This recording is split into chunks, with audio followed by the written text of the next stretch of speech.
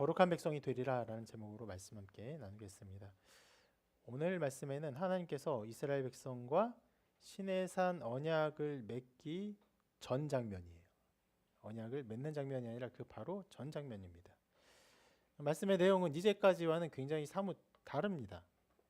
이제까지 우리는 이스라엘 백성이 하나님의 인도하심을 따라 출애굽하고 광야의 길을 가고 그런 여정 중에 어려움을 만나고 또 때로는 불신앙을 보여주면서 그럼에도 불구하고 하나님께서 그들을 인도하시는 어떤 면에서는 영어로 따지면 로드무비 같이 길을 가는 여행자의 어떤 내용처럼 나와 있는데, 자, 그 시기를 지나서 지금은 고정된 장소예요.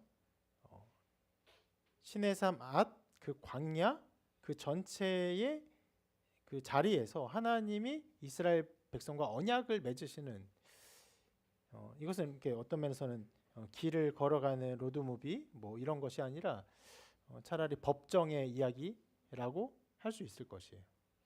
자, 그런 내용이 나오는데 말씀은 이렇게 시작합니다.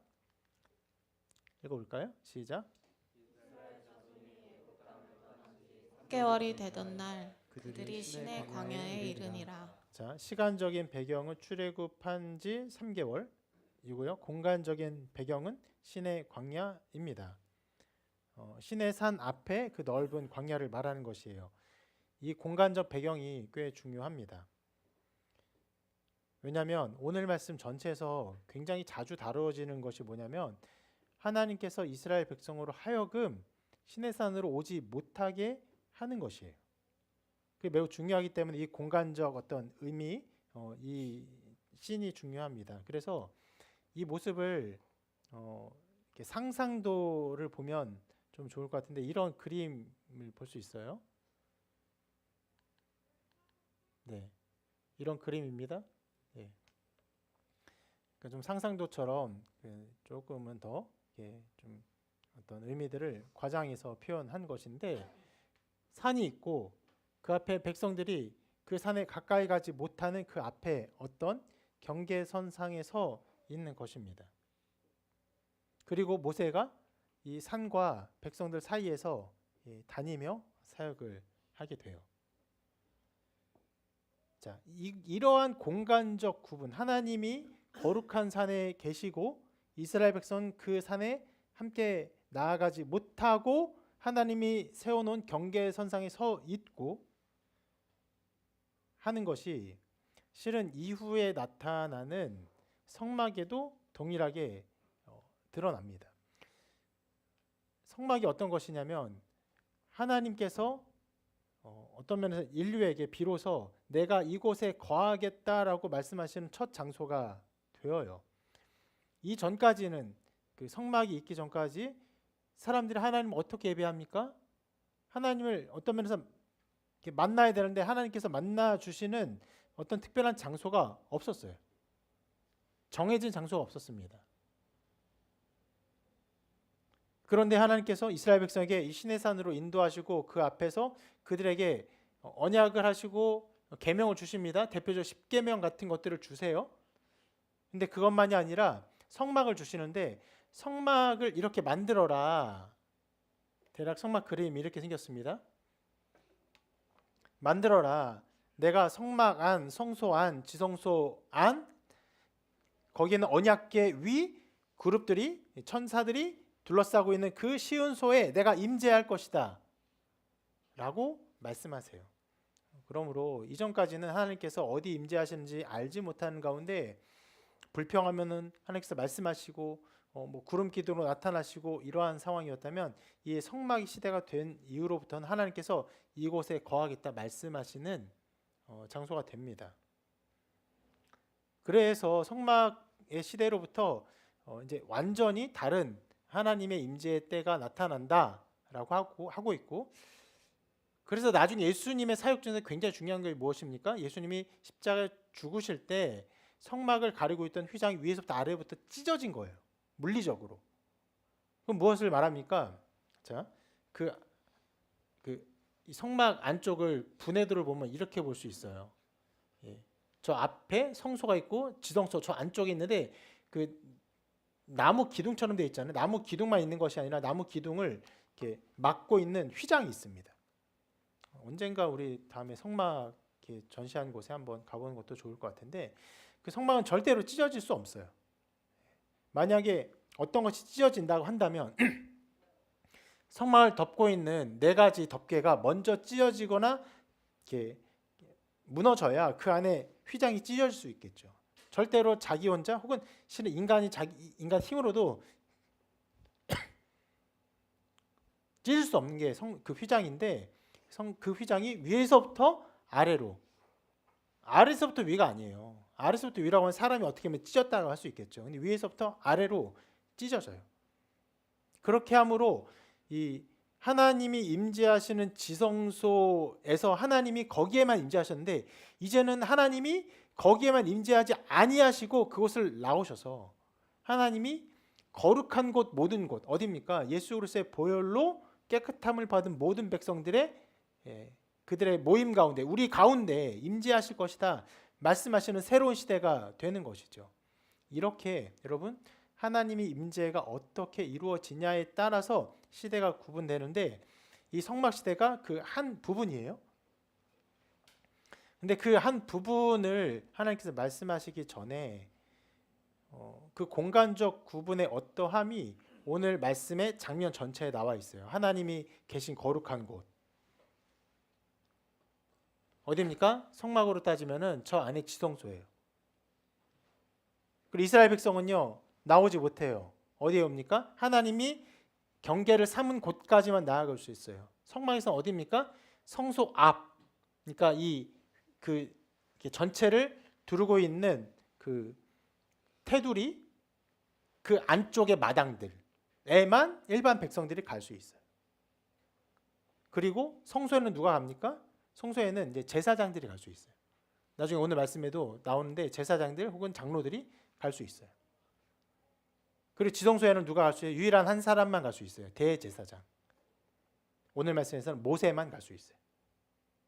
그렇게 이 구분점이 성막과 같은 구분점이 오늘 아까 보여준 그 사진의 그림 속에 이 공간적 배경에 나타나 있는 것입니다.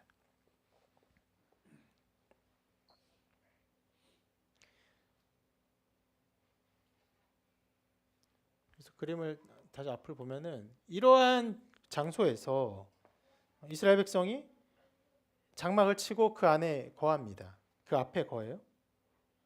그리고 하나님께서 이렇게 거하고 있는 이스라엘 백성과 언약을 맺으세요. 그것이 앞으로 쭉 나오는 이제 장면입니다. 그래서 아까도 말씀드렸지만 광야의 여정에서 어떤 어려움을 겪고 그것 가운데 어떤 도움을 받는 그런 걸음이 아니라, 이제 고정된 장소에서 하나님께서 무엇을 원하시는가, 하나님이 이스라엘 백성과 어떤 관계를 맺기를 원하시는가를 듣고 이해하는 장면들이 이제부터 나타나는 말씀의 내용들입니다. 물론 이제 그 앞으로 맺을 언약 중에서 가장 기본이 된 십계명이라고 할 수 있습니다. 우리 십계명은 이제 자세히 살펴보게 될 텐데, 오늘은 그 말씀 전에, 언약을 맺기 전에 이 장 전체를 통해서 하나님이 굉장히 신기하게 그 앞에 거해라 라고 하면서 어떤 면에서는 굉장히 경계를 삼으세요. 그 경계를 삼으시는 내용 자체가 오늘 말씀 전체에 나타나 있습니다. 어떤 사건도 나오지 않아요. 또 어떤 하나님의 특별한 이적도 나오지 않아요. 그리고 어떤 면에서는요, 언약이나 계명 이렇게 해라 저렇게 해라는 말씀도 몇 개 나오지 않습니다. 그래서 여러분 느끼셨는지 모르겠지만 20장 전체를 19장 전체를 읽으면서 어떤 면에서는 그다지 여러분 머릿속에 남는 내용이 없을 것입니다. 그럼에도 불구하고 꽤 25절에 되는 긴 절을 통해서 이 모든 것을 통해서 우리에게 보여주시고 하나님 원하시는 뜻들이 담겨 있어요. 그것을 세 가지로 살펴보도록 하겠습니다. 먼저 하나님은 이 장면 속에서 이렇게 부르시고 또 모세를 부르시고 그들에게 말씀하시는 것을 통해서 이스라엘 백성과 언약을 맺으시겠다는 뜻을 기록하고 보여주고 있습니다. 하나님이 그 뜻을 드러내세요. 내가 너희와 관계를 맺겠다. 너희는 나의 백성이 될 것이다. 이것이 오늘 말씀 전체의 가장 중요한 핵심이에요. 자, 그 뜻을 이렇게 말씀하십니다. 성경 말씀 같이 한번 읽어볼게요. 좀 긴데요. 시작. 모세가 하나님 앞에 올라가니 여호와께서 산에 그를 불러 말씀하시되 너는 이같이 야곱의 집에 말하고 이스라엘 자손들에게 말하라. 내가 애굽 사람에게 어떻게 행하였음까? 내가 어떻게 독수리 날개로 너희를 업어 내게로 인도하였음을 너희가 보았느니라.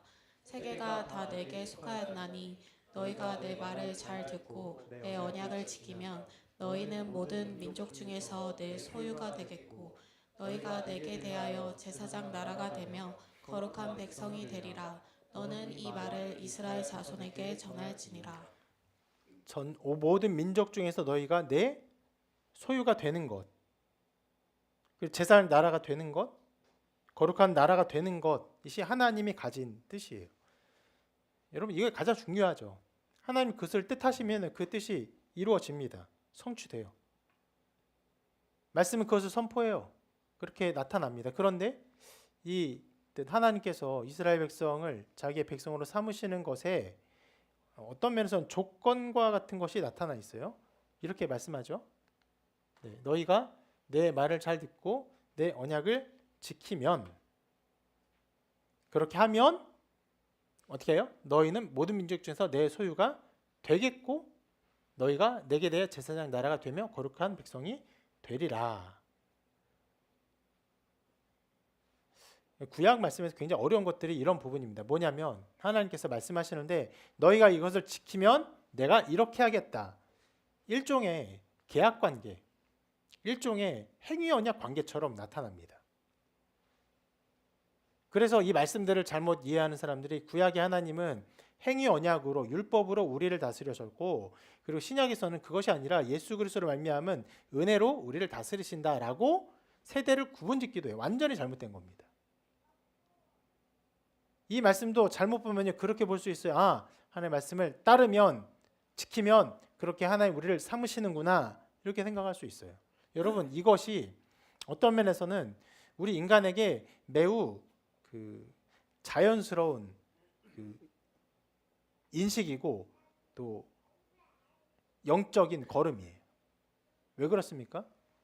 여러분 모두가 다 교만하기 때문에 그래요. 내가 무엇을 해서 그것을 성취하는 이 주고받는 관계에서의 내 주도권을 갖기를 원해요. 여러분 정말 극도로 이것을 놓지 않습니다. 여러분들이 모든 사람이 그래요. 극도로 이것을 놓지 않아요. 신앙은 무엇입니까? 하나님께서 주신 것을 전적으로 그저 받는 것이. 그저 받는 것이. 그리스도의 보혈과 피로 우리를 자녀 삼으시고 우리를 하나님 나라 백성으로 삼으셨다는 것을 그저 인정하고 받는 것이에요. 어떤 면에서는 우리가 신앙생활하며 예배하며 또 세례받으며 구원받는 이 모든 것에서 어떤 것도 우리의 행위가 들어갈 것이 아무것도 없어요. 그런데 굉장하게 많은 사람들이 철저하게 자기 행위 위주의 신앙생활을 하게 됩니다. 왜요? 그것이 본성이에요. 어떤 본성이요? 내가 모든 것을 주관하고 주도하고 내 인식과 내 어떤 판단 속에서 옳다라고 인정하는 그것 가운데 스스로 옳다 인정함을 누리는 하나님처럼 서 있는 자리에 서려고 하기 때문에 그래요. 그래서 구약 말씀도 잘못 보면요, 저렇게 하나님이 우리가 지키면 우리를 백성 삼으신다라는 이 계약 관계, 행위 언약 관계로 말씀을 이해하기 쉽습니다. 그런데 실은요, 이 말씀 잘 보면요, 조건이 여기에만 있지 않아요. 그 조건절 앞에 실은 또 다른 조건이 있습니다. 숨겨진 조건. 이렇게 말씀하죠. 세계가 다 내게 속하였나니. 이것이 조건이에요. 모든 세계가 하나님께 속한 것이에요. 그것이 조건이에요. 이스라엘 백성이 그것들을 경험했습니다.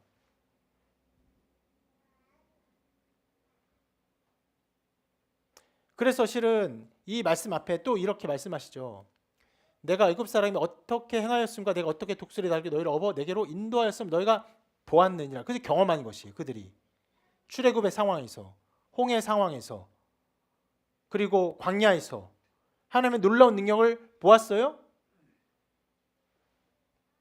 강도, 물도, 바다도, 새도, 심지어는 알지 못하는 만나도, 구름도, 불도 다 하나님의 능력으로 나타나는 것을 보았어요. 그러니까 그 모든 걸 경험하고 결과가 뭐예요? 그 모든 것 가운데 세계가 내게 속하였나니 그것을 경험했기 때문에 그것을 보고 알았기 때문에 그리고 무엇하는 거예요? 그러므로 이스라엘 백성들이 하나님의 말씀을 듣고 따르는 것이에요. 여러분 어떤 면에서 이것이 조건적인 그 행위 언약이라고 말할 수 없어요. 하나님 모든 것을 이루시고 하나님의 하나님 되심을 다 보여줬어요. 그러므로 이스라엘 백성은 무엇을 하는 겁니까? 하나님의 하나님 되심을 인정하는 것. 즉 세계가 다 하나님께 속한 것을 인정하며 그 안에서 하나님을 기뻐하며 살아가는 것이 하나님의 말씀을 듣고 하나님의 언약을 지키는 것입니다.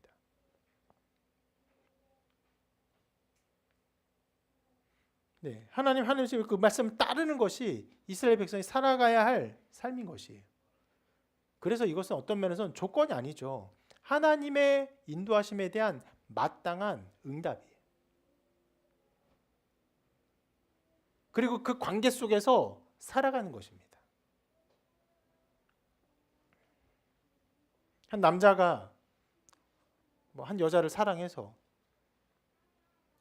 여자가 그 남자를 거들떠도 보지 않았는데 모든 것을 다 준비합니다.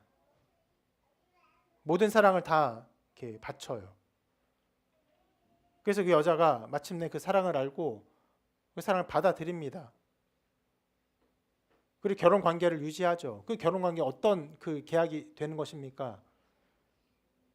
예, 서로 사랑하고 그 말을 듣고 따르는 것. 그러면 어떻게 됩니까? 그 결혼 관계가 온전하게 유지가 돼요. 여러분 그것을요 행위 언약으로 말할 수 있습니까? 내가 이렇게 해주니까 그러니까 이것을 이렇게 그 열매를 주고 내가 따르니까 집을 주고 내가 따르니까 함께 살아주고 그런 것입니까? 아니죠. 그 모든 것에 감격하여 그 사랑에 감격하여 반응하여 한 사랑으로 반응하는 것이고 그 반응 속에서 계약 관계가 유지되고 계약 관계 속에서 기뻐하며 살아가는 것이 부부의 삶이죠. 바로 하나님과 이스라엘 백성이 맺는 이 삶이 그것이에요. 그래서 먼저 하나님이 어떻게 하셨습니까? 그들이 하나님을 알지 못할 때에 그들이 하나님과 관계없는 것처럼 살아갈 때 하나님이 그들을 택하셔서 그들을 부르셨어요. 그리고 그들에게 놀라운 능력을 베푸셨습니다. 그래서 이 모든 것을 이렇게 말할 수 있어요. 이스라엘 백성이 하나님 말씀에 순종하는 것은 하나님의 백성이 되는 것의 조건이라 말할 수 없어요. 도리어 하나님께서 이루신 일에 대한 마땅한 메아리예요.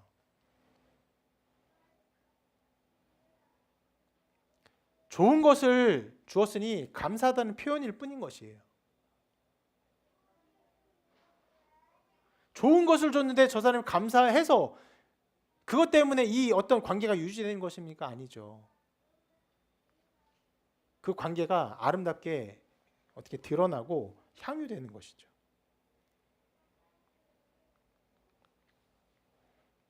그들이 하나님의 계명을 왜 따릅니까? 세계가 하나님께 속한 것을 보았기 때문에 하나님 품 안에서 그분을 기뻐하며 살아가면 되는 것이에요. 그것이 그들에게 주어진 삶이에요. 맡겨진 삶입니다. 그것이 바로 하나님의 언약을 지키는 삶이에요.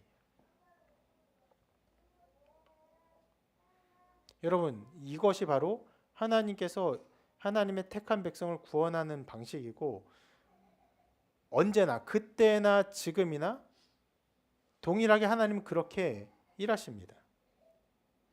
하나님 우리를 어떻게 택하셨습니까? 우리가 무언가를 해서 택하셨습니까? 그렇지 않죠. 예수 그리스도 안에서 우리를 먼저 택하셨습니다. 언제? 우리가 아직 모태 있기도 전에, 우리가 태어나기도 전에 택하셨습니다. 예수님은 우리가 생명 가운데 맺어지기도 전에 우리를 택하사 우리를 위해 십자가에 못 박히고 죽으셨어요. 심지어 그 죽음에서 부활하사 잠자는 자들의 첫 열매가 되셨습니다. 자, 이 모든 일들이 언제 이루어졌습니까? 이미 2000년 전에 다 이루어졌어요. 그리고 우리는 어떻게 반응합니까? 이 일을 듣고 이 복음에 대해서 어떻게 반응합니까? 하나님이 우리에게 하신 그 일을 듣고 믿습니다. 그럼 여러분 여러분 믿음 때문에 구원받아요? 믿음 때문에 구원받습니다? 아니에요. 그렇게 하심을 그렇게 하셨군요 라고 놀라워하며 기뻐하며 반응하는 것이 믿음이에요. 아무도 믿지 않는데 내가 믿어가지고 내가 이게 믿음 때문에 구원받아요? 아니요, 절대 그렇지 않습니다.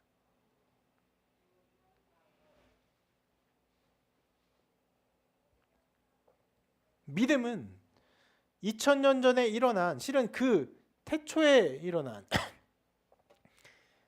창세전에 일어난 우리를 향한 하나님의 택하심이 우리에게 마침내 드러날 때에 나타나는 성령의 인치심의 한 모습이죠.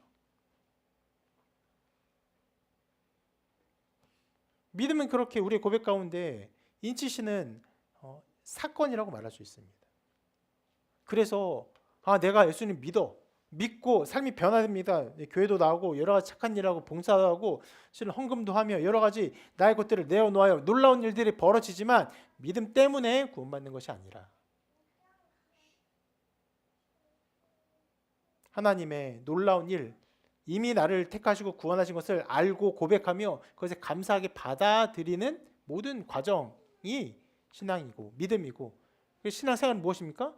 그냥 그것에 대한 자연스럽게 흘러나오는 그냥 경탄이에요. 정말 즐거운 노래를 들으면 춤을 추고 싶은 것처럼,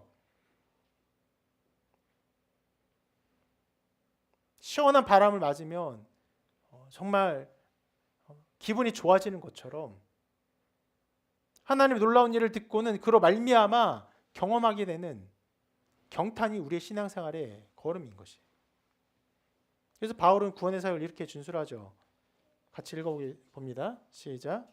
곧 창세전에 그리스도 안에서 우리를 택하사 우리로 사랑 안에서 그 앞에 거룩하고 흠이 없게 하시려고 그 기쁘신 뜻대로 우리를 예정하사 예수 그리스도로 말미암아 자기 아들들이 되게 하셨으니. 하나님의 아들들이 되게 하셨는데 언제 하셨어요? 맨 앞에 말하죠. 곧 창세전에.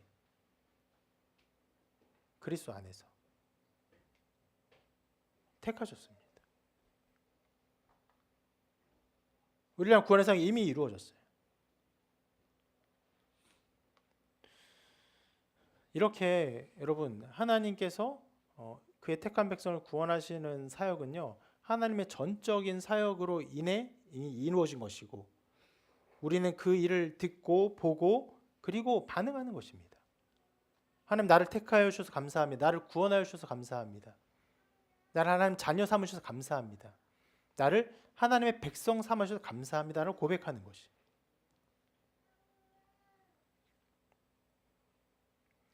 그리고 오늘 말씀에서 하나님은 그의 택한 백성을 그의 소유로 삼으시고 그의 백성을 삼으시고 실은 거기에만 멈추지 않고 또 이렇게 말씀하셨는데 더 이렇게 말씀하십니다.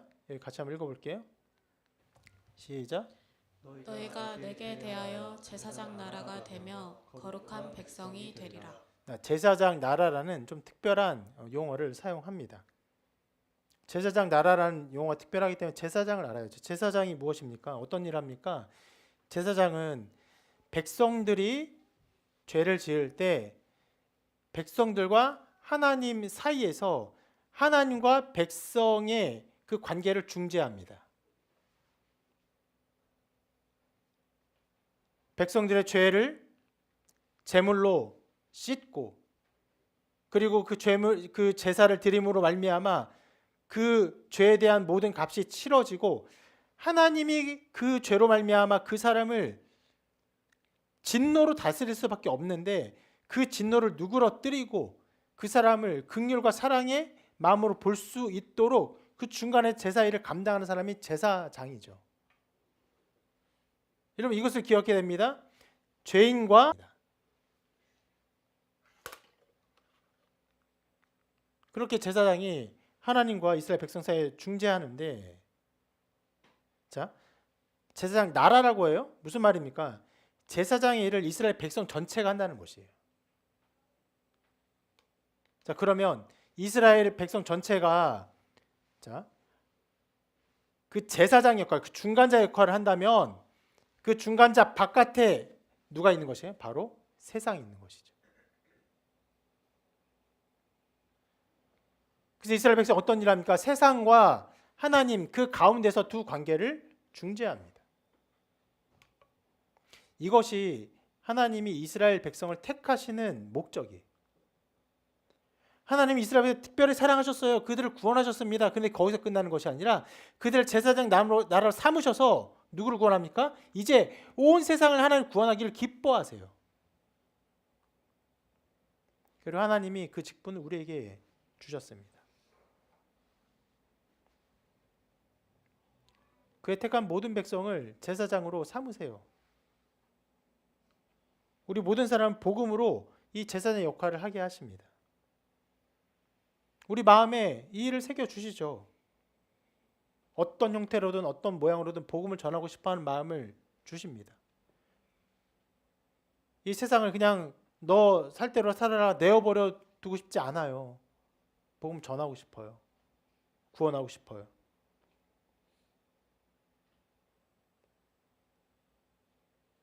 그래서 말씀하시죠. 성령이 너희에게 임하시면 너희가 증인이 되리라. 되어라가 아니에요.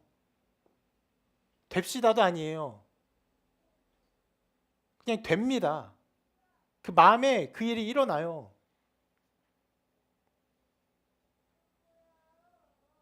교회에서 그런 것들을 가르치니까 이렇게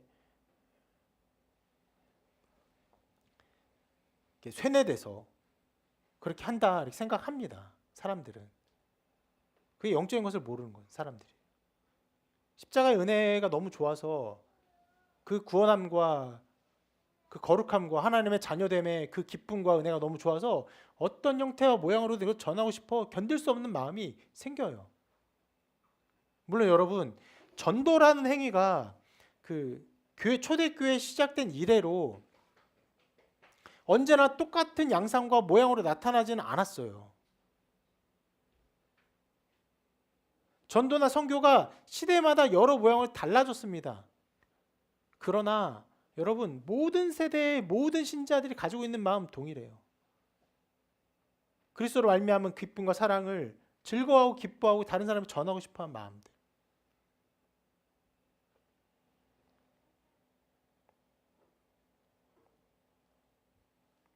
오늘도 복음을 우리가 함께 전하게 될 것입니다. 어떤 자리에 서 있는 거예요? 우리가 제사장 나로 서 있어서 하나님과 이 세상의 그 중간자로 서 있는 거예요. 그리고 전하는 것이죠. 근데 그것은 우리가 오늘 하는 이때 전도의 어떤 행위는요, 이 제사장 나라의 삶의 작은 모델일 뿐입니다. 하나님이 원하시는 제사장 나라의 진짜 삶이 무엇입니까?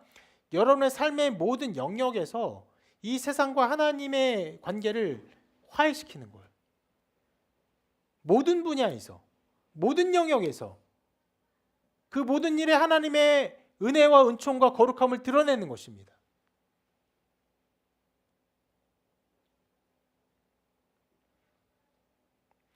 하나님께서 이스라엘 백성을 제사장 나라로 삼았다는 것은요, 그들을 향해서만 눈이 있다는 것이 아님을 전제합니다. 무엇이에요? 제사장 나라를 통해서 그들을 통해 복받을 전 세계 사람들, 모든 사람을 하나님 바라보고 계세요.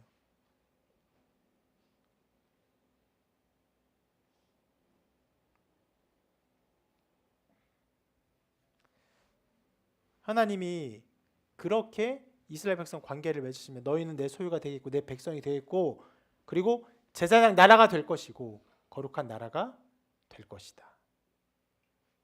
어떻게 하면요? 하나님의 일하심을 믿고 온 세계가 하나님께 속한 것을 알고 하나님을 따르면 하나님 믿으면 그 안에서 너희가 그런 삶을 살게 될 것이다 라고 말씀하십니다. 매우 오래전에 있었던 사건이지만 하나님 동일하게 역사하십니다. 동일하게 역사하사 우리로 말미암아 하나님을 알게 하세요. 예수 그리스도의 십자가의 복음을 통해 예수 그리스도 우리를 구원하시면 알게 하십니다. 그걸 기뻐하게 하세요. 그걸 구원 안에서 즐거워하게 하시고 복음을 전하게 하십니다.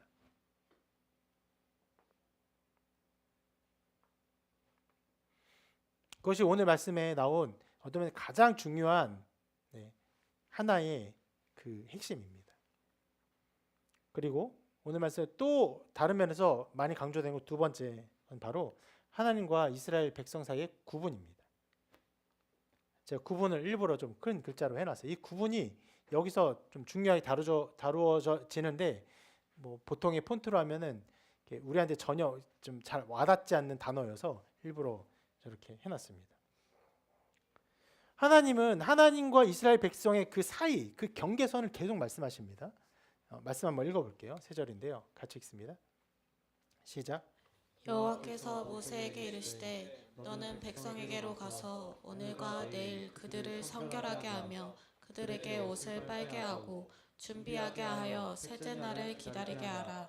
이는 셋째 날에 나 여호와가 온 백성의 목전에서 시내산에 강림할 것임이니 너는 있는 백성을 위하여 주의 경계를 정하고 이르기를 너희는 삼가 산에 오르거나 그 경계를 침범하지 말지니 산을 침범하는 자는 반드시 죽임을 당할 것이라. 하나님께서 이스라엘 백성과 언약을 맺으시고 그들을 하나님의 나라 소유 제사장 나라 삼으실 것을 말씀하셨어요. 그리고 그 일을 말씀하시면 내가 임할 거다, 내가 임재할 거다를 말씀하시면서 이스라엘 백성에게 이렇게 준비해라. 먼저 옷을 빨고 기다려라. 이렇게 자신을 깨끗하게 하는 것이에요.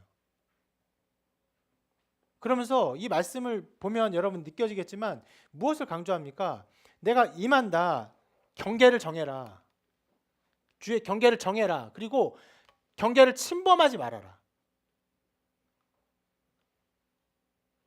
어떤 면에서는 경계를 정하고 경계를 침범하는 일이 이 모든 일의 핵심은 아니죠. 핵심이 무엇입니까? 하나님과 이스라엘 백성의 관계를 맺는 것이에요. 언약 백성이 되는 것이 제일 핵심인데 도리어 말씀은 이것을 더 강조해요. 계속 강조합니다.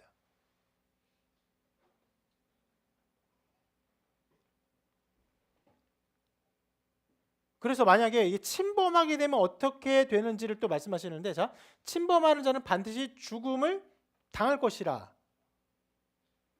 이렇게 말합니다. 계속 읽어볼게요. 시작. 손을 대지 말고 돌로 쳐 죽이거나 화살로 쏘아 죽여야 하리니 짐승이나 사람을 막론하고 살아남지 못하리라. 경계를 침범하는 자는 어떻게 죽이라고요? 돌로 쳐 죽이거나 화살로 쏴 죽여라. 왜 그렇습니까? 경계를 침범하는 자는 이미 하나님의 거룩을 침범한 죄인이에요. 그러면 침범해서 죽어야 될 자를 가까이 손을 대면요, 그 사람도 동일하게 죄를 짓는 거예요. 그러니까 아예 가까이 가지도 말고 멀리서 돌로 쳐 죽이거나 화살로 쏴 죽여라. 여러분, 이처럼 하나님은 그 경계선에 침범하지 않도록 굉장히 주의 깊게 이 모든 것들을 말씀하시고, 그 침범한 자가 받을 벌이 어떤 것인지 말씀하시면서 그 죽이는 방법까지도 세밀하게 말씀하시고 계세요.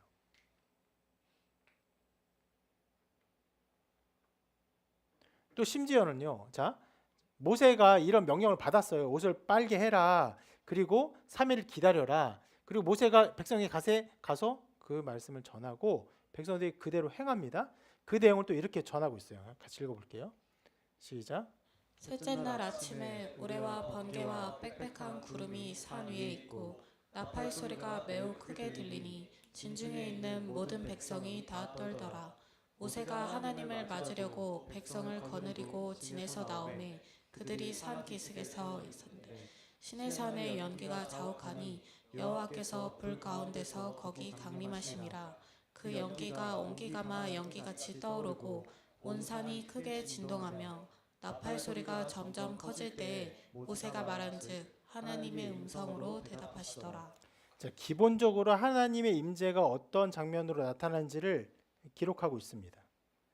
여러분 아까 전에 보았던 그 그림을 생각하면 뭐 되지 않을까 생각해요. 막 연기가 있고 이렇게 하나님의 신의 산에 임재하십니다. 그런데 여러분 이 임재하신 이 장면, 이 자리가 어디냐면, 그러니까 똑같은 자리를 말할 수 있지만 모세가 처음 부름받은 산이 이곳이에요. 어디요? 떨기나무 가운데 임재하신 곳. 실은 그때 하나님이 어떻게 모세에게 자기를 드러내셨습니까? 떨기나무, 큰 나무가 아니에요. 작은 나무. 떨기나무가 불에 탔는데 그게 타지 않아요. 그래서 실은 모세가 그것을 보고 어떻게 합니까? 처음에 지나가요. 지나가다가 다시 와서 봐요. 그만큼 그 장면은 압도적인 장면이 아닙니다. 그런데 기이한 장면이에요. 이성적으로 이해할 수 없는, 형용할 수 없는 장면이에요. 하나님 그때는 그렇게 임재하셨는데 여기서는 어떻게 해요? 네. 우레와 번개와 빽빽한 구름이 산 위에 있고 심지어 나팔 소리가 들립니다. 하나님의 영광을 엄청나게 드러내세요. 자, 이것을 보면 하나님께서 임재하실 때 하나님의 뜻대로 하나님이 자기를 드러내는 방식이 다르다는 것을 알 수 있습니다. 여기서 어떻게 드러내세요? 모든 백성이 봐야 돼요. 어디에 있는? 시내산 앞, 경계선 바깥에 있는 이스라엘 모든 200만이 넘는 수많은 사람들이 하나님의 영광을 보아야 하기 때문에 하나님이 이 엄청난 광경 가운데 자기를 드러내십니다. 그래서 여러분 아까 그 그림을 생각해보면 좋은데 하나님이 이 시내산에 엄청난 영광 가운데 임재하셨고 이스라엘 백성 그 경계선 바깥에서 그 영광을 보며 어떤 면에서 두려워하고 있는 장면이에요. 그런데 자, 이 장면을 이렇게 그리고 이 경계, 이 구분이 얼마나 중요한지를 또 말씀이 이렇게 기록하고 있어요. 같이 읽어볼게요. 시작. 여호와께서 모세에게 이르시되 내려가서 백성을 경고하라. 백성이 밀고 들어와 나 여호와께로 와서 보려고 하다가 많이 죽을까 하노라. 네, 하나님이 그 경계를 넘을까 염려하세요.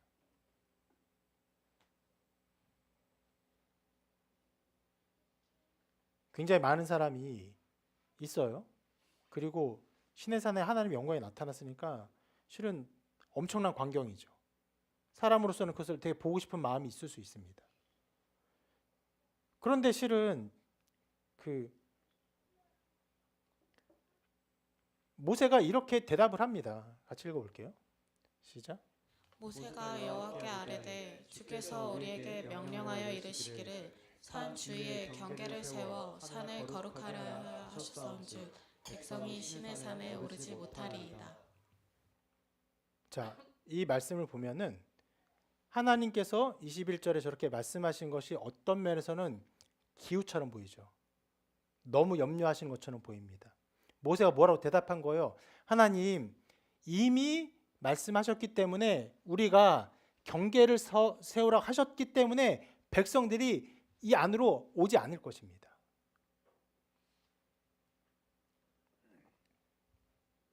지금 그런 이야기를 하고 있는 거예요. 하나님께서 이 경계를 넘어 이스라엘 백성들이 올까 어떤 면에서는 많이 염려하시고 모세는 그 하나님의 말씀을 듣고 하나님 이미 말씀하셔서 그 경계를 세웠기 때문에 백성이 오르지 못할 것입니다 하고 말씀드리고 여러분 이게 이 모든 그 기록들이 이 모든 장면에서 반드시 필요한 내용들을 기록했다 볼 수 있습니까? 실은 그렇지 않아요.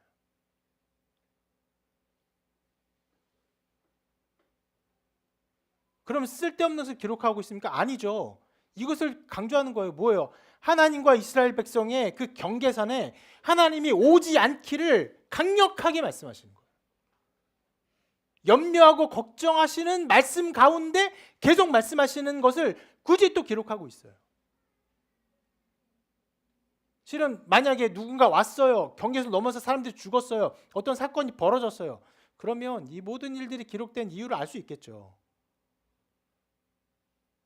근데 이미 모세는 하나님부터 그 엄중한 말씀을 들었고 가서 말했고 경계를 세웠고 오지 않는 상황에서 하나님이 또 말씀하시고 모세가 하나님 오지 못할 것이나 다시 말씀드린 이 모든 것들을 말씀이 우리에게 보여주고 있는 것이. 우리는 그 말씀에 따라 이것을 보아야 하는 거예요. 무엇을 보는 겁니까? 하나님께서 이 경계선을 중요하게 여기는 거.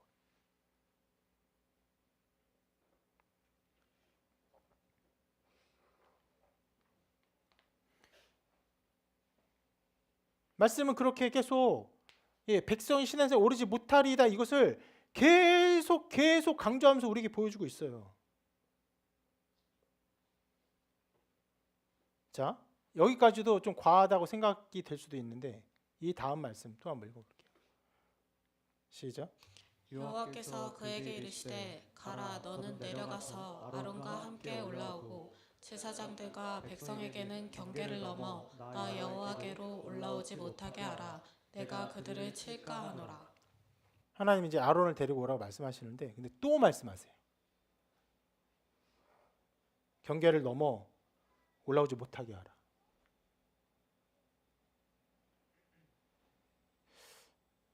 이 정도면 거의 하나님께서 거의 엄마의 잔소리와 같이 하시는 것 같이 느껴질 정도인데 우리는 그걸 봐야 돼요. 거룩한 하나님 앞에 우리가 나갈 수 없는 것이에요.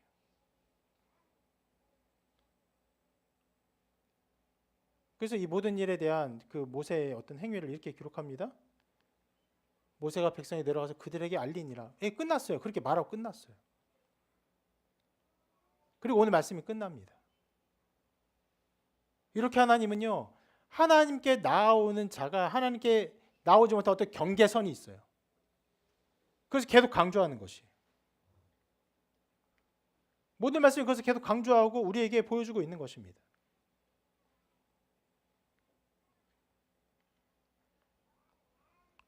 우리에게 무엇을 가르쳐 줍니까? 거룩한 하나님 앞에 우리가 정말 겸손하게 엎드려 두려워 떨어야 함을 가르쳐 주는 것이에요. 물론 우리는 새로운 자리에 서게 됩니다. 그리스도로 말미암아 그 보혈로 말미암아 그 지극히 거룩한 지성소에 하나님 존전에 담대히 나아갈 수 있는 담력을 얻었어요. 그러나 바울이 분명히 이렇게 우리에게 가르쳤어요. 이 말씀 같이 읽어볼게요. 시작. 그러므로 나의 사랑하는 자들아 너희가 나 있을 때뿐 아니라 더욱 지금 나 없을 때에도 항상 복종하여 두렵고 떨림으로 너희의 구원을 이루라. 하나님 앞에 살아가는 우리의 삶이 이렇게 되어야 합니다. 무엇을 두려워합니까? 하나님을 두려워하는 것이에요. 하나님 임재를 두려워하는 것입니다. 어떤 모양으로 어떤 형태로든 여러분 모든 삶에 그런 두려움이 있어야 돼요.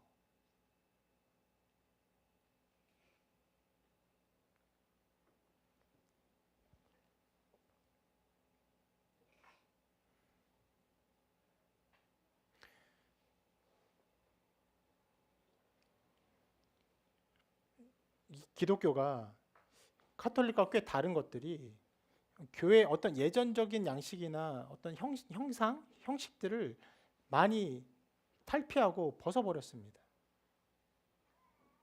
예를 들어서 어떤 사제가 목회자가 입는 옷도 그냥 일반적인 이게 무엇입니까? 이 양복이죠. 일반적인 옷에 그냥 격식 있는 옷일 뿐이지 이것은 그 거룩한 옷이라고 말할 수는 없어요. 근데 카톨릭 사제는 그렇게 이런 옷을 입지 않죠. 거룩한 옷을 입습니다. 네. 그리고 모든 건물, 모든 양식, 모든 면에서 그 어떤 면에서 신성함을 추구합니다. 근데 종교개혁 이후로 교회가 그러한 것들을 거슬러 가죠. 나타난 형상과 형식과 모양과 예전에 복음의 본질이 가려지고 예수 그리스도의 능력과 은혜가 사라지고 인간의 형식과 모양들이 드러나기 때문에 그런 것들을 지워갑니다. 그러나 우리는 또 그 면에서는 어떤 면에서는 하나님 앞에 서 있는 두려움과 떨림을 일부러 더 가져야 하는 자리에 있는 것이. 여러분 모든 예배 모습들 실은 우리가 뭐 얼마 전부터 장로님 나오셔서 예배전 기도를 하죠. 당연히 제가 그렇게 하기를 원해서 하는 겁니다. 왜요? 여러분 예배전에 조용하게 묵상하고 기도하고 하나님 존전 앞에서 입을 다물고 겸손히 서 있는 것이에요. 예배자의 그 두려움과 떨림이 여러분 가운데 있어야 하는 것이에요. 모든 면에서. 여러분 제가 아까 일부러 사진을 한 장을 보여드렸죠. 거룩한 산 앞에 이스라엘 백성이 오지 못하고 그 앞에 서 있는 것. 하나님은 계속 말씀하세요. 그 경계를 계속 말씀하십니다. 하나님 앞에 서 있어야 되는 이스라엘 백성의 겸손한 자리, 두렵고 떨림으로 서 있어야 하는 그 자리를 계속 말씀하세요.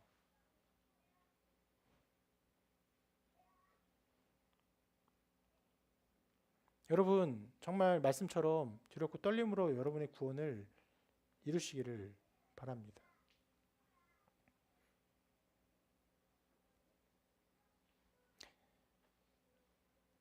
때로는 그 두렵고 떨림이 어떤 면에서 여러분의 생각과 이렇게 말과 이런 것들로 다 드러나기도 합니다.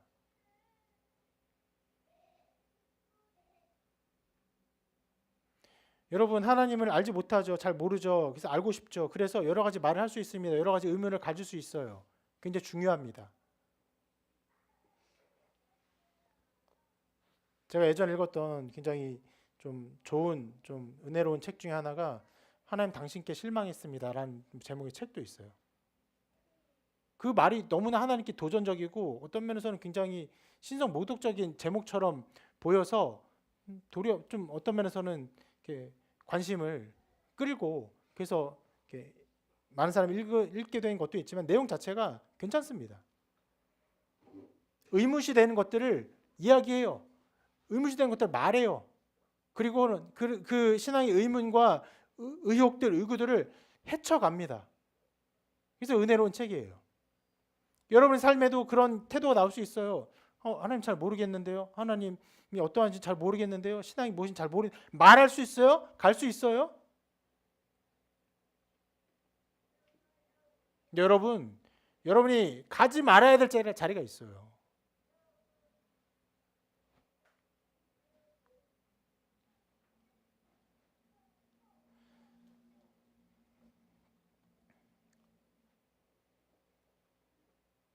하나님이 계시지 않는 것처럼 하나님이 여러분을 통치하지 않는 것처럼 아무 말이나 해서 결국은 심판받아 버림받지 않게 되기를 바랍니다. 예수님이 말씀하셨죠. 믿지 아니함으로 이미 심판을 받았느니라라고 말씀하십니다.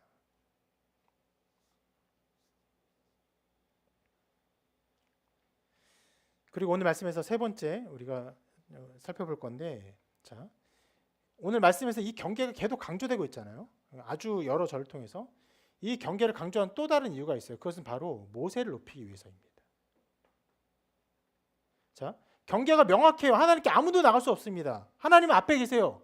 그러면 이스라엘 백성에 가장 필요한 존재가 어떤 존재입니까? 하나님 앞에 나아가서 하나님의 말씀을 듣고 올 그런 존재가 필요해요. 그 사람이 필요합니다. 바로 모세가 필요한 것이에요. 모세가 없으면 어떻게 됩니까? 하나님께 나아갈 수 없고 하나님의 뜻을 들을 수 없고 하나님과 언약 관계 맺는 것 아무것도 이루어질 수 없어요. 구분된 이스라엘 백성과 하나님을 연결한 유일한 존재는 바로 모세예요. 그러니까 상황적으로 정황적으로 모세가 매우 중요하게 강조되는 장면입니다. 하나님 계속 그렇게 오지 마라 경계에서 오지 않도록 해라. 오지 않도록 계속 말씀하세요. 그렇게 모세의 중요성을 드러내셨는데 심지어 중간에 말씀을 보면 이런 말씀이 나옵니다. 자, 여러 말씀을 볼 텐데 먼저 이 말씀 한번 읽어볼게요. 함께 있습니다. 시작. 백성이 일제히 응답하여 이르되 여호와께서 명령하신 대로 우리가 다 행하리이다. 모세가 백성의 말을 여호와께 전하매. 자, 이게 어떤 말씀이냐면 우리가 아까 처음에 봤던 말씀 있죠. 너희가 내 말을 듣고 행하면 너희가 내 백성이 되고 내 소유가 되고 거룩한 나라 되리라 하고 모세가 그 말을 전해요. 전하니까 백성이 응답합니다. 여호와께서 명령하신 대로 우리가 다 행하리이다. 그리고 그러한 백성의 응답을 이제 모세가 가서 하나님께 전해요. 모세 왔다 갔다 하죠. 지금 백성 하나님 사이 왔다 갔다 하고 있는데, 자, 이 백성의 그 언약 종주권 계약이라고 하는데 이 언약을 갱신하면서 하나님께 말씀을 전할 때 또 이렇게 말씀이 나옵니다. 같이 읽어볼게요. 시작. 여호와께서 모세에게 이르시되 내가 빽빽한 구름 가운데서 내게 임함은 내가 너와 말한 것을 백성이 듣게 하며 또한 너를 영영히 믿게 하려 함이니라. 모세가 백성의 말을 여호와께 아뢰었으므로. 네, 하나님께서 빽빽한 구름 가운데 말씀하세요. 근데 그 목적이 뭐라고 합니까? 이렇게 나와요. 너를 영영히 믿게 하려 함이니라. 그러니까 정황적으로 모세가 너무나 중요하게 강조되는 장면인데, 아니요, 정황적으로 그냥 하나님이 원하셨어요. 하나님이 뭐라요? 너를 영영히 믿게 하려 함이다. 신기하지 않아요? 하나님이 빽빽한 구름 가운데 자기를 드러내지 아니하시고 그 목소리로 음성으로 자기의 뜻을 계시하시는 이 모든 일들이 하나님 앞에 두려워 떨게 하는 백성들을 위해서라거나 하나님의 어미를 보게 하기 위해서라가 아니라 뭐라고요? 너를 영영히 믿게 하려 합니다. 그러니까 이 모든 장면, 모든 상황, 하나님 임재하시는 모든 말씀까지도 그 목적이 뭐라고 해요? 모세를 높이기 위해서라고. 모세를. 다른 사람이 아니라. 왜 그렇습니까? 모세가 바로 하나님 택함 받은 구원자이기 때문에 그렇습니다.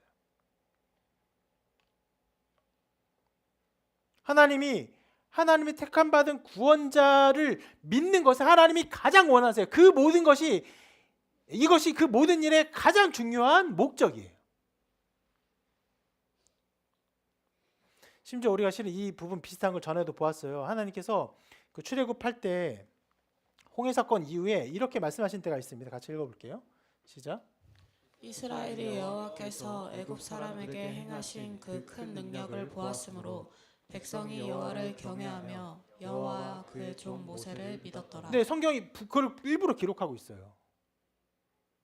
누구를 믿었다고? 모세를 믿었다고요. 여기 이상하잖아요. 홍해 사건이 일어났어요. 그 일이 일어나고 하나님 믿는 건 당연하죠. 근데 모세를 믿었다고 말해요. 하나님이 그것을 원하셨어요. 그리고 이제는 그 시내산 앞에서 이 중재의 일을 하면서 모세를 높이기를 원해요. 영영이 너를 믿게 함이니라 라고 말씀하세요.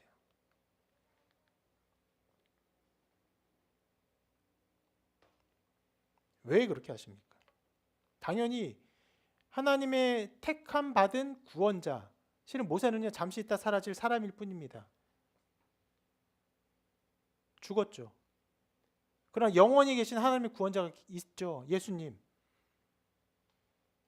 바로 예수님 안에서 하나님이 영광 받기를 기뻐하시기 때문에 이 일을 하신 거예요. 언제부터? 출애굽 때부터. 예수님의 이 기도를 한번 같이 읽어보겠습니다. 시작. 예수께서 이 말씀을 하시고 눈을 들어 하늘을 우러러 이르시되 아버지여 때가 이르렀사오니 아들을 영화롭게 하사 아들로 아버지를 영화롭게 하게 하옵소서. 예수님의 기도인데 여러분 이거야말로 정말 정말 하나님의 아들이 기도할 수 있는 기도죠. 아니면 미친 사람이 기도할 수 있는. 뭐라고 합니까? 아들 자기를 영화롭게 하래요. 그리고 그 아들로 하나님 아버지를 영화롭게 하게 하옵소서. 그러니까 하나님 아버지가 영광 받는 것이 무엇을 통해? 아들의 영광 받음을 통해 그대로 영광 받는. 여러분 이렇게 교만한 사람이 어디 있습니까?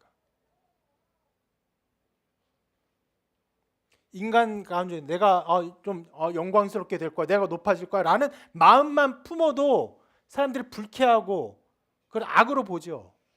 근데 예수님이 이렇게 기도해요. 나를 영화롭게 하시라고 기도해요. 그걸 통해 하나님 영화롭게 하시기를 기도해요. 왜요? 그것이 성부 하나님과 성자 예수님의 같은 뜻이에요.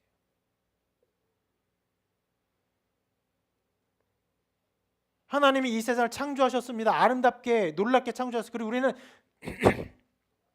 그 자연 만물을 보며 그 자연 만물의 파편들을 연구하며 또 공부하며 누리며 그 기쁨을 향유하며 살아갑니다.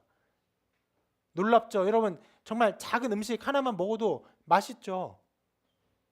최근에 우리 카페에서 개발한 빵만 먹어도 우리 아이들 너무 맛있다고 난리예요. 너무 맛있다고, 또 먹고 싶다고. 그 입을 즐겁게 하는 작은 하나님이 주신 그 자연 만물의 산물들의 조합만 조금만 줘도 우리가 기뻐하고 즐거워해요. 그것이 하나님이 우리에게 베푸신 어떠한 것들을 향유하는 것이며 하나님 영광의 작은 조각들을 보는 것이죠. 그런데 하나님은 그 모든 것보다 더 압도적으로 더 완전하게 영광 받으신 자리가 있는데 바로 하나님의 아들이신 예수 그리스도의 구원사역을 통해서 영광 받기를 원하세요.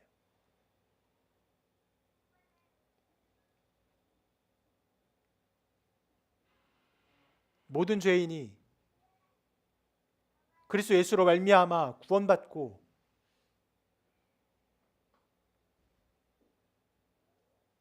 그 아들 예수 그리스도의 영광을 통해 하나님이 우리를 만드신 것이, 하나님이 우리를 구원하신 것이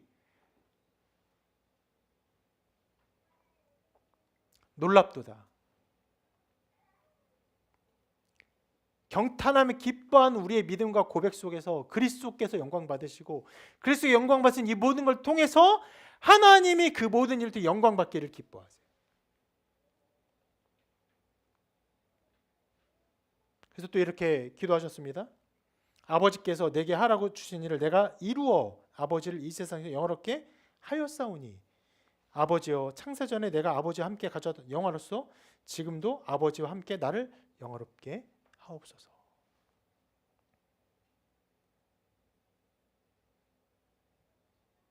실은 이 창세전에 가졌던 영화도 어떤 영화입니까? 어떤 면에서 구원의 영화예요. 창세전에 우리를 택하셨어요. 언제? 그리스도 안에서. 아까 보셨죠? 창세전에 우리를 그리스도 안에 택하신 그 영화와 영광이 있어요. 그리고 이제 그 일을 이루셔서 영화롭게 하였다라고 말아요. 기도하세요. 그러면서 다시 창세전의 그 영광, 영화로움 가운데 함께 나를 영화롭게 하시라고 기도하고 있어요. 이처럼 구원사역은요, 하나님의 영광과 예수 그리스도의 영광이 완전히 연결되어 있는 사역이고 이것을 하나님이 너무너무 기뻐하시기 때문에 하나님은 오늘 말씀 통해서도 이 모세를 높이기를, 그를 영영히 믿기를 간절히 바라셨어요. 그것이 모든 목적인 것처럼 말씀하셨어요.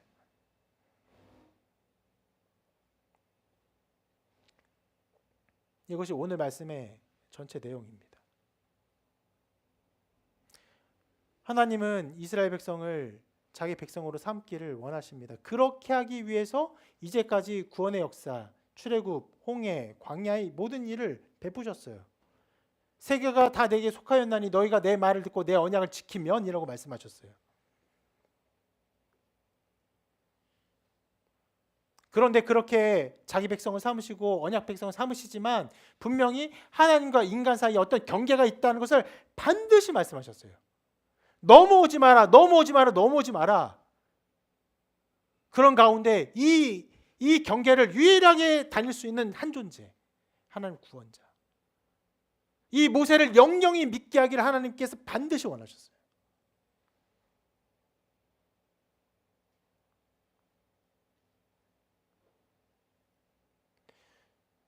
그러므로 여러분 이제까지의 모든 이 사역의 걸음들을 생각하면 이렇게 말할 수 있습니다. 이스라엘 백성들이 애굽에서 어쩌다가 이렇게 살고 누구를 만나고 결혼하고 아이를 낳고 그렇게 정말 수백 년을 살았어요. 그리고 출생하고 번성하고 그냥 살았습니다. 그런데 그렇게 사는 인생 중에 갑자기 하나님께서 개입하셔서 그들을 구원하셨어요. 그들을 가만히 두지 않으셨어요. 하나님의 구원하는 일 가운데 그들을 두셨어요. 홍해를 주셨고 광야를 주셨어요. 때는 불평하게 하시면서 실은 우리가 본 것처럼 불평할 때 하나님께서 바로 치지 않으셨어요. 불평함에도 그들을 구원하시고 인도하시고 이끄셨어요. 그리고 어디까지 가십니까? 이 시내산 막까지 가서 그들과 관계를 맺으세요. 그리고 결국 그 모든 백성이 무엇을 하기 원하세요? 모세를 믿기를 원하세요. 하나님의 구원자인 모세를 믿기 원해요. 그 모세를 믿는 믿음 가운데 하나님 영광 받기를 기뻐하셨어요.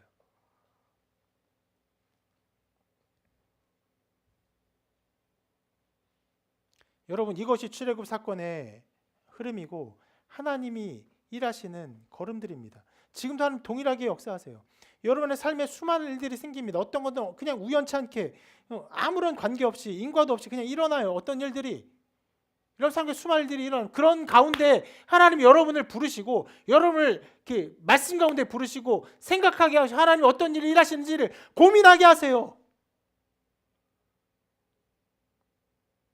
그리고 때로는 확실하게 때로는 불평 가운데 간신히 어떤 일들을 이루어 가세요. 큰 환난도 주세요. 그 걸음 인도하십니다. 그 모든 일을 통해서 하나님 무엇을 알기 원하십니까? 예수 그리스도를 알기를 원하세요. 예수 그리스도 어떤 분인지를 알기 원하세요.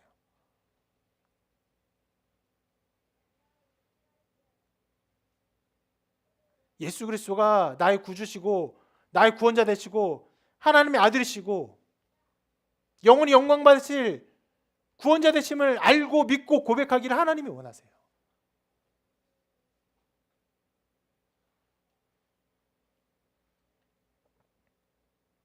그리고 다른 그 어떤 것보다 여러분이 고백하는 그 신앙의 고백, 예수 그리스도가 나의 구원자 되십니다.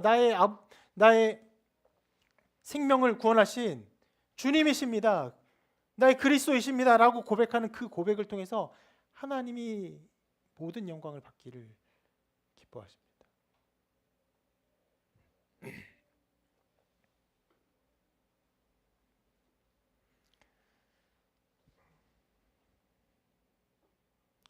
오늘 말씀에 나온 이 거룩한 어떤 장면, 아까 그 이미지를 생각하시면서 그 가운데 영광 받는 것이 누굽니까? 모세예요.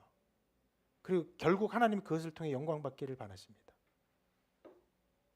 여러분 삶에 나타난 수많은 일들, 정말 어지럽고 복잡하고 꼬여있는 수많은 일을 통해서 하나님이 결국 영광 받기를 원하십니다. 여러분을 버려두지 아니하시고 구원하기를 원하시며 특별히 예수 그리스도의 십자가의 죽음과 부활을 통해 여러분들 구원하기를 기뻐하시는 것을 알고 그것을 믿고 그로 말미암아 하나님께 영광 돌리는 여러분 되시기를 바랍니다. 그런 은혜가 그런 하나님의 정말 큰 영광이 여러분 삶에